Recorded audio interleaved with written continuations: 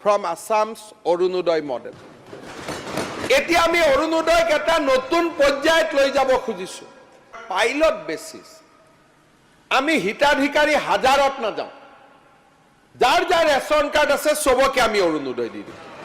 নমস্কাৰ আৰু স্বাগতম জনাইছো আপোনাক এইবাৰ বাজেটত অৰুণোদয়ক লৈ ডাঙৰ এটা পদক্ষেপ লোৱা হৈছে আৰু অৰুণোদয় এইবাৰ অনলাইনত ফিল আপ হ'ব মই ওয়েবসাইটটো আপোনালোকক কৈ আছো ভিডিঅ'ৰ পিছত কম আৰু তাৰ বাবে কি ডকুমেন্টছ লাগিব কেনেকৈ আপোনালোকে এপ্লাই কৰিব পাৰিব এই সকলোবোৰ মই এই ভিডিঅ'টোত আপোনালোকক জনাম এইবাৰ বাজেটত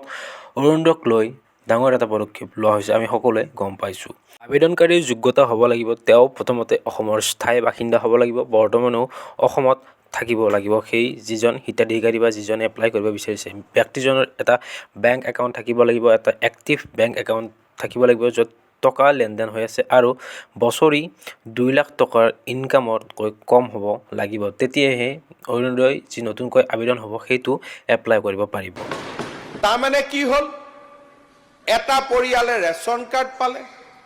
এটা পৰিয়ালে অৰুণোদয় পালে এটা পৰিয়ালে প্ৰধানমন্ত্ৰীৰ আয়ুষ্মান যোজনা পালে মুখ্যমন্ত্ৰীৰ আয়ুষ্মান অসম পালে এটা পৰিয়ালে উজ্জ্বলা গেছ পালে উজ্জ্বলা গেছ মানে 300 টকা প্ৰত্যেক মাহত গেছ কিনুতে বিনামূল্য আবেদন কৰিবলৈ আপোনালোক কিছুমান ডকুমেন্টছ লাগিব আৰু তেনেকুৱা হ'ল যে আধাৰ কাৰ্ড আৰু পান কাৰ্ডখন লাগিব আপোনালোক ইনকাম সাৰ্টিফিকেট লাগিব